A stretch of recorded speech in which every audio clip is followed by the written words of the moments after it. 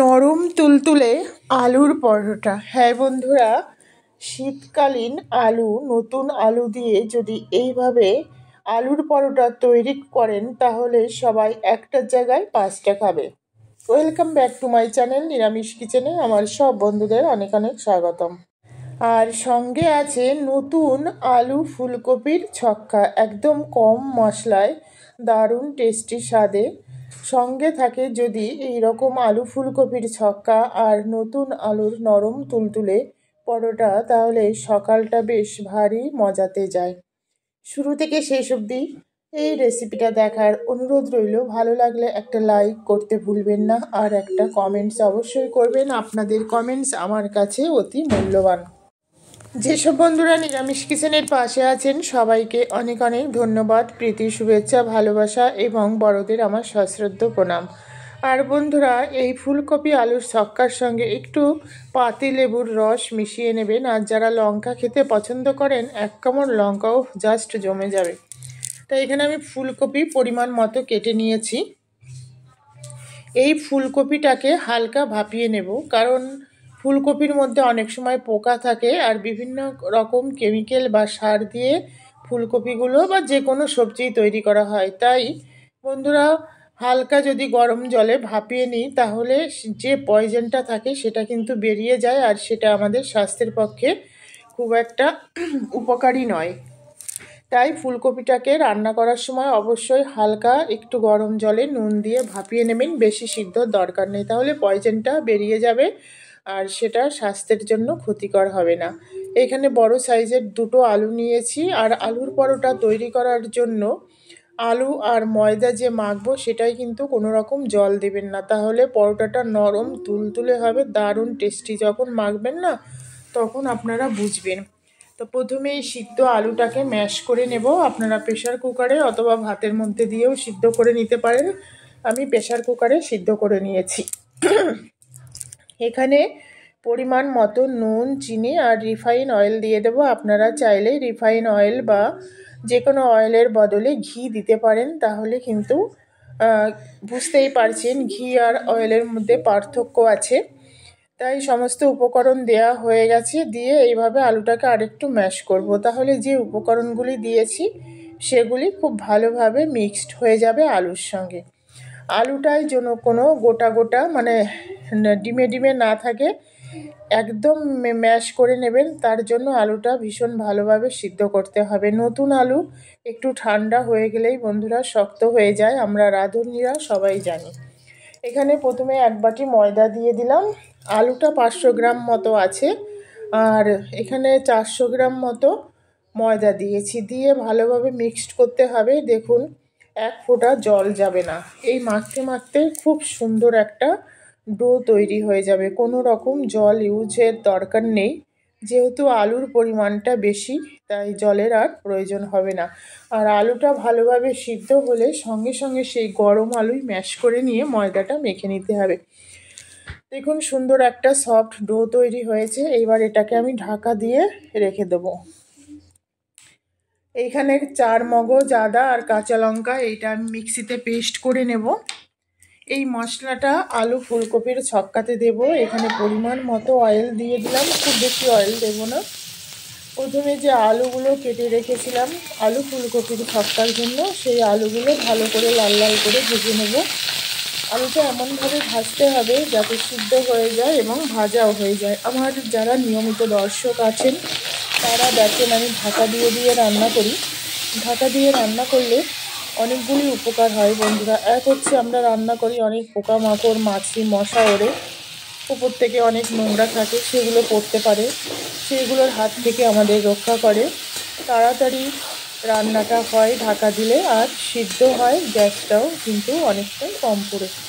তো দেখুন, খুব সুন্দরভাবে লাল লাল হয়ে ভাজা হয়ে গেছে, আলুটা অনেকটা সিদ্ধও হয়ে গেছে। এবার হালকা বয়েলড করে রাখা যে ফুলকপিটা, দেখুন খুব একটা বয়েলড হয়নি, জাস্ট গরম জলে 2বার ফুটে উঠলেই 5 মিনিট মতো টোটাল এটা কুক হয়েছে। তারপরে ফুলকপিটা নামিয়ে জলটা ঝরিয়ে নিয়েছি।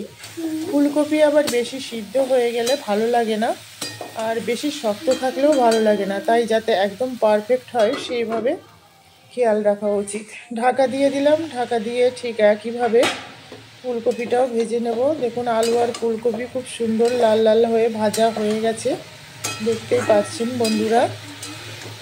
ফুলকপি ভালো ভাজা না হলে একটা কাঁচা গন্ধ বেরোয়, আর যদি হালকা ভাপিয়ে না নেন তাহলেও কিন্তু একটা কাঁচা গন্ধ বেরোয়। ফুলকপিটা আমি এইভাবে তুলে নিলাম, আলু ফুলকপি ভাজা হয়ে গেছে। এইবার একটু বেশি পরিমাণে সর্ষের তেল দিলাম, এর মধ্যে কিছুটা পরিমাণ গোটা লঙ্কা, দারুচিনি, লবঙ্গ, জিরে আর শুকনো লঙ্কা দিয়ে দিলাম।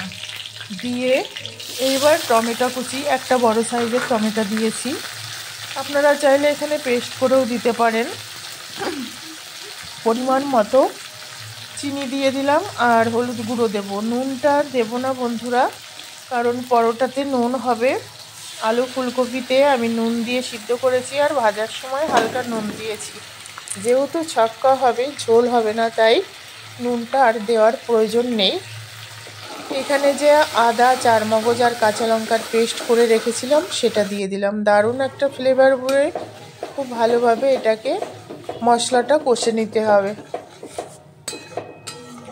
মশলাটা কষে নিয়ে তারপরে যে ফুলকপি আর আলুটা ভেজে রেখেছিলাম সেটা দিতে হবে। তবে সেটা দেওয়ার আগে একটু টক দই দিয়ে দেবো বন্ধুরা, দারুণ ফ্লেভার বেরোয়, খেতেও দারুণ হয়। টক দই দেওয়ার পরে গ্যাসের ফ্লেমটা একদম লো করে দেবেন, নাহলে টক দইটা ফেটে যাবে।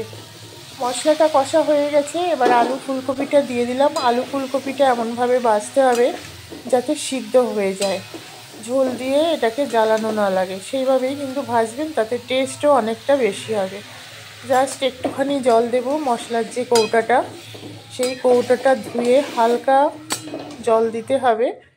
আলু ফুলকপিটা যাতে একটু মানে মাখা মাখা টাইপের হয়।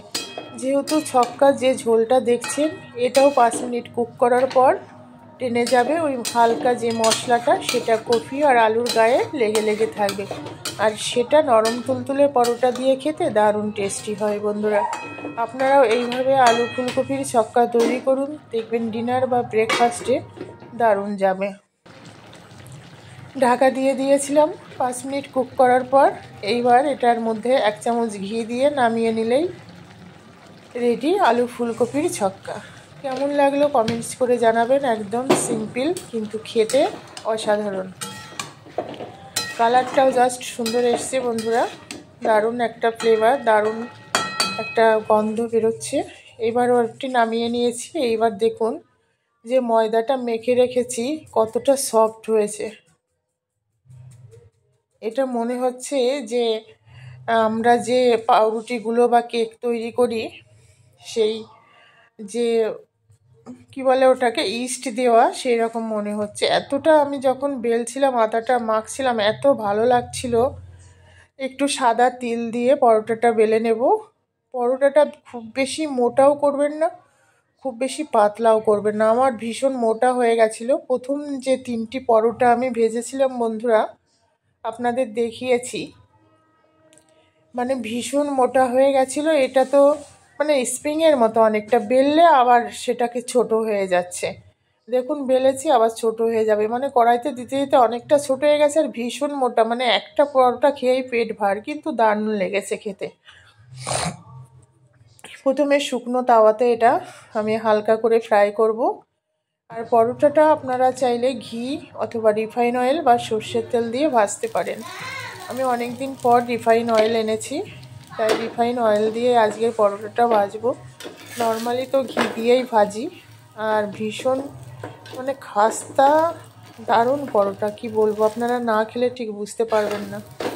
তো দেখুন কালারটাও খুব সুন্দর এসছে। এইভাবে পরোটা ভেজে আলু ফুলকপির ছক্কা দিয়ে আপনারা ব্রেকফাস্ট অথবা ডিনারে রাখুন, দেখবেন ভীষণ ভালো লাগবে।